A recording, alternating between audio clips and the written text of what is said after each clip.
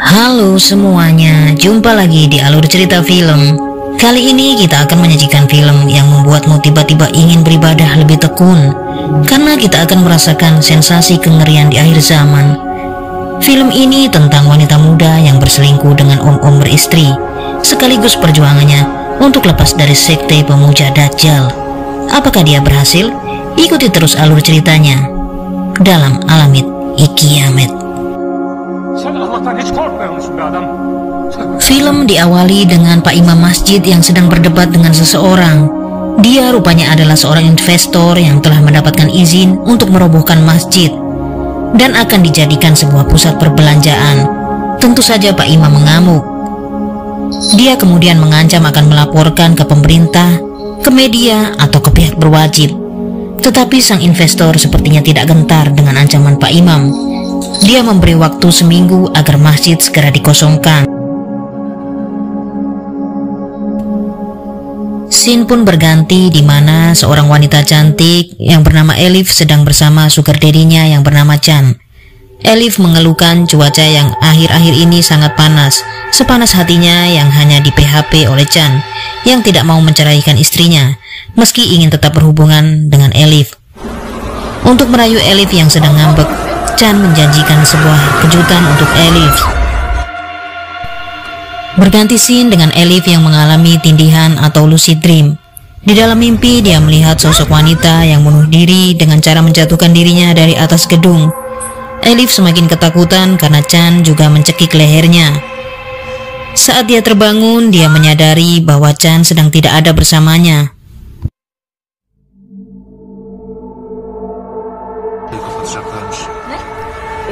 Adegan pun berpindah di tempat kerja Elif di sebuah pabrik pengolahan daging. Elif sedang mengobrol dengan temannya yang bernama Ali tentang rencana penutupan pabrik karena cuaca yang sedang ekstrim. Tiba-tiba obrolan mereka berhenti karena ada telepon yang disampaikan oleh supervisor mereka. Ternyata telepon tersebut berasal dari Chan. Chan sedang menunggu Elif 1 jam ke depan untuk menepati janjinya memberikan sebuah hadiah.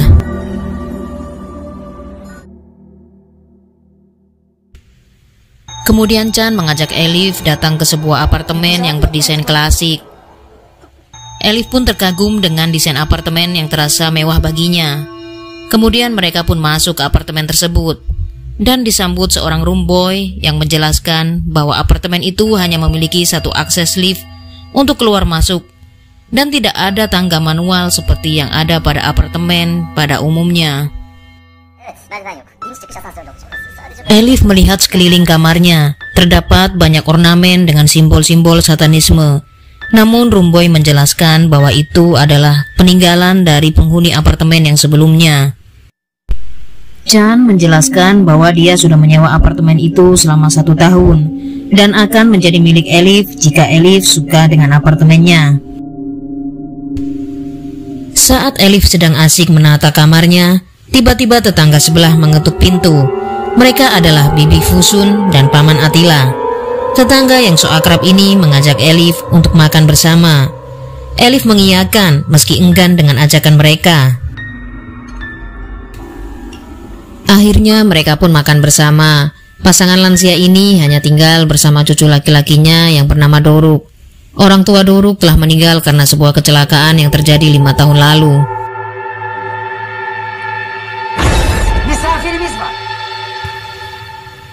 Elif sepertinya mulai tidak nyaman dengan tetangganya karena sikapnya cukup aneh dan kasar terhadap cucu sendiri. Elif juga menanyakan kenapa ada ornamen yang sama seperti di kamarnya. Namun Bibi Fusun menjelaskan bahwa itu adalah peninggalan penghuni lama, sehingga semua kamar memilikinya. Kemudian Elif pun meminta pamit karena merasa tidak enak badan. Entah bagaimana tiba-tiba Elif sudah berada di tempat dokter kandungan. Dokter menjelaskan bahwa Elif tengah hamil 4 minggu. Elif di sini mulai mengalami kekacauan tentang konsep waktu. Elif juga menanyakan kemungkinan untuk melakukan aborsi, tetapi dokter hanya menawarkan untuk memberinya obat penenang. Elif yang tidak mendapatkan solusi akhirnya pulang ke apartemennya. sambil terus mencoba menghubungi Chan yang mulai menghilang.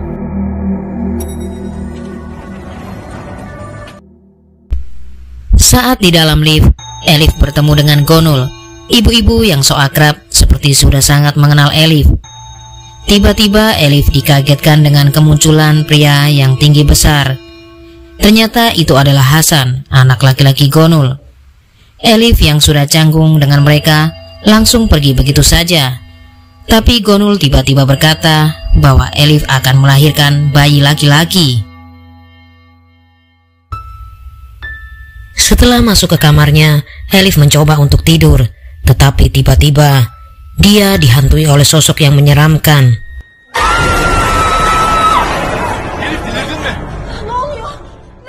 Dan hal aneh pun terjadi.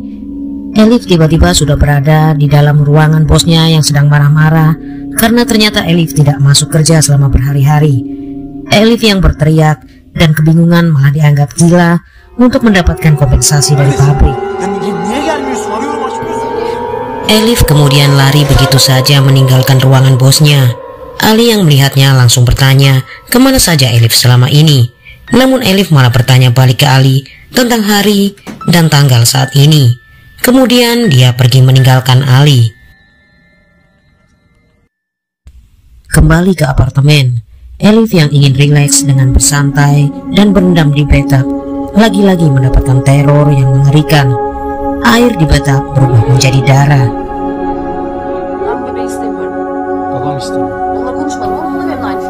Adegan berganti di mana Elif pergi lagi ke dokter kandungan untuk menggugurkan kandungannya.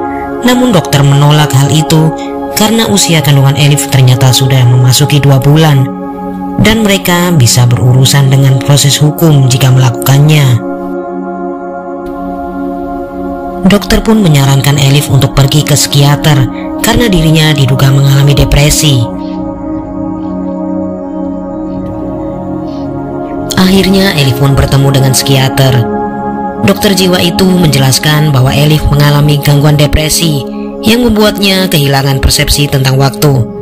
Ternyata di ruangan psikiater ini juga terdapat ornamen satanisme. Kemudian dijawab dengan hal yang sama, bahwa itu sudah ada dari dulu sebelum dokter itu pindah.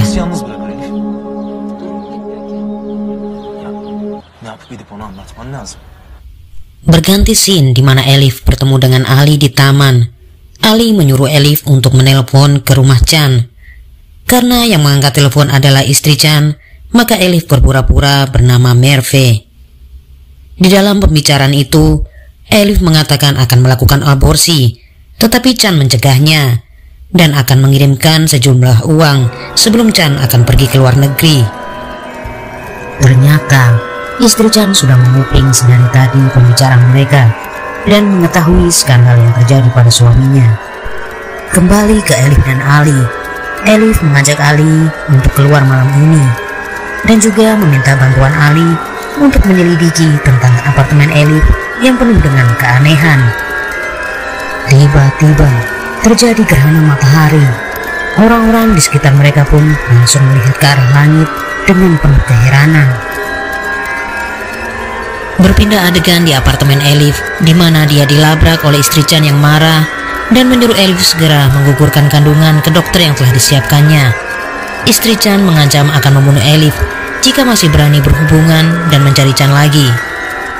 Kemudian Elif yang frustasi pergi ke diskotik bersama Ali. Bukannya mendapatkan kesenangan, di sini Elif malah seperti diikuti oleh tetangga di apartemennya dan juga dihantui oleh sosok iblis yang membuatnya sangat ketakutan.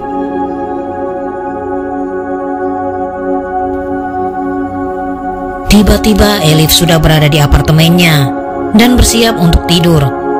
Tapi ada sosok menakutkan yang menampakkan diri dan membuat Elif menjadi histeris. Entah itu hanya mimpi atau halusinasi atau memang kenyataan yang dialami Elif. Elif kemudian terbangun. Rupanya ada telepon dari Ali.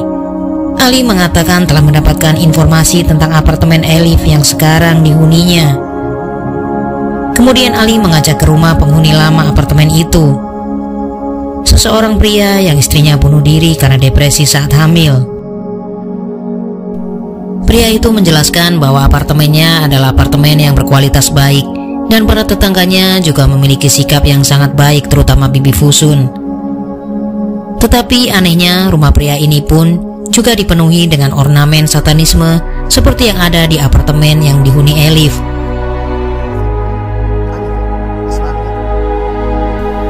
Elif yang melihat keanehan itu langsung kabur dari rumah pria itu tanpa berpamitan.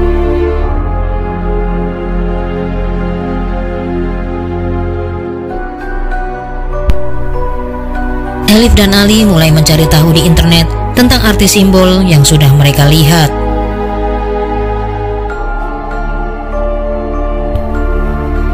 Mereka mendapati bahwa itu semua memang berhubungan dengan iblis dan organisasi pemujanya yang disebut Illuminati. Ali yang merasa takut menghentikan pencarian itu dan mengajak Elif untuk makan. Sambil Ali memasak, Elif menceritakan masa lalunya yang kelam tentang ayahnya yang suka menyiksa ibunya, meski ayahnya adalah seorang imam yang harusnya mengerti tentang agama. Ali menawarkan pada Elif untuk tinggal bersamanya dan menyuruhnya untuk segera mengemasi barang-barangnya yang ada di apartemen. Ali juga menawarkan untuk mengantar Elif, tetapi Elif ingin sendiri karena tidak enak dengan tetangga apartemennya. Tiba-tiba, Ali didatangi iblis yang menyerangnya, hingga Ali pun harus tewas dengan keadaan yang sangat mengenaskan. Mayatnya terlempar tepat di depan mobil yang dikendarai Elif. Kini Elif hanya sendiri. Dengan terpaksa dia harus mencari keberadaan Chan. Saat naik bus untuk mencari rumah Chan, Elif melihat para penumpang memakai aksesoris yang bersimbolkan Illuminati. Akhirnya Elif sampai di rumah Chan, tetapi penjaga rumah mengatakan bahwa Chan dan istrinya sudah meninggal dunia. Elif pun terkejut dengan kenyataan yang baru saja dia dengarkan. Dengan putus asa, Elif pun kembali ke apartemennya. Karena merasa lapar, Elif langsung makan. Tetapi makanannya berubah menjadi daging yang penuh darah. Karena sudah tidak kuat dengan semua teror dan kengerian yang dialaminya, Elif kemudian mendatangi ayahnya yang seorang imam masjid untuk meminta bantuan agar datang ke apartemennya.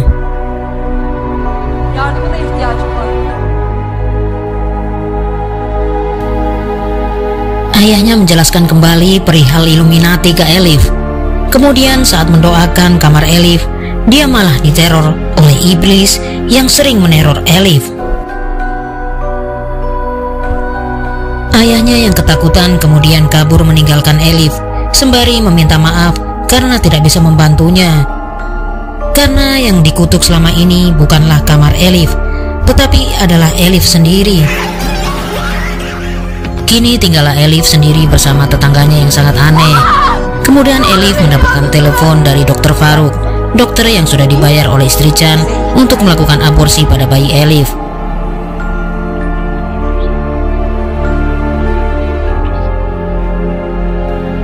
Elif pun bergegas pergi menemui Dr. Faruk yang sudah menunggunya.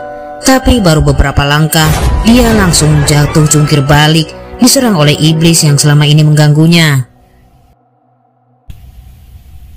Doruk yang menemukan Elif tengah pingsan menyuruh Elif untuk segera pergi sebelum para tetangga aneh itu mengetahuinya. Elif untuk kabur, berusaha untuk menghalanginya dengan mengatakan bahwa petugas sedang menyemprotkan insektisida di sekitar apartemen. Dan Elif tidak bisa keluar karena Elif sedang hamil besar. Elif sudah berusaha meminta bantuan dengan menggedor-gedor pintu, tetapi sepertinya tidak ada yang mendengarkan suaranya. Elif yang penasaran masuk ke ruang yang selama ini tidak pernah dia masuki. Ternyata ada sekumpulan orang yang berjubah merah sedang melakukan ritual persembahan dengan mengorbankan kucing hitam dan para wanita. Karena ketahuan mengintip ritual rahasia, mata Elif pun terpana oleh besi, sehingga dia harus terluka. 31 Aralık 1999 Tiba-tiba Elif sudah berada di kamarnya bersama tetangga dan dokter kandungan yang pertama kali dia datangi. Ternyata dokter itu adalah bagian dari kelompok terlarang ini. Bibi Fusun menjelaskan bahwa ayahnya lah yang menyerahkan Elif sebagai tumbal agar masjidnya tidak dihancurkan dengan meminta mantra sihir kepada mereka. Tiba-tiba ayah Elif datang untuk menyelamatkannya, tetapi sayangnya iblis itu malah membunuhnya.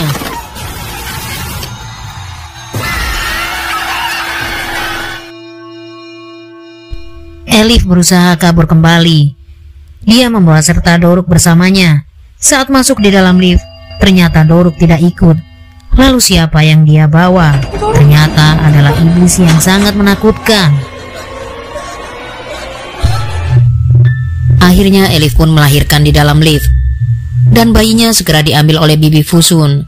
Kemudian mereka melakukan ritual pemujaan dengan bayi Elif. Elif yang sudah tertatih-tatih memohon kepada pria bertopeng kambing agar bayinya dikembalikan. Betapa terkejutnya Elif. Ternyata pria bertopeng kambing itu adalah Chan, dan dia jugalah sang investor yang waktu itu akan merobohkan masjid yang dipimpin oleh ayah Elif. Dan film pun berakhir. Sekilas tentang film ini. Film ini adalah remake dari film Rosemary Babies yang memiliki jalan cerita tidak sepenuhnya sama. Kekuatan film ini tentu saja ada pada plot twist dan atmosfernya yang saya rasa cukup mengerikan. Untuk tingkat keseraman mungkin masih kalah dari film Conjuring, tapi film ini memiliki cerita yang cukup segar dan tidak membosankan. Sangat layak untuk ditonton. Oke, terima kasih. Sampai jumpa di alur cerita berikutnya.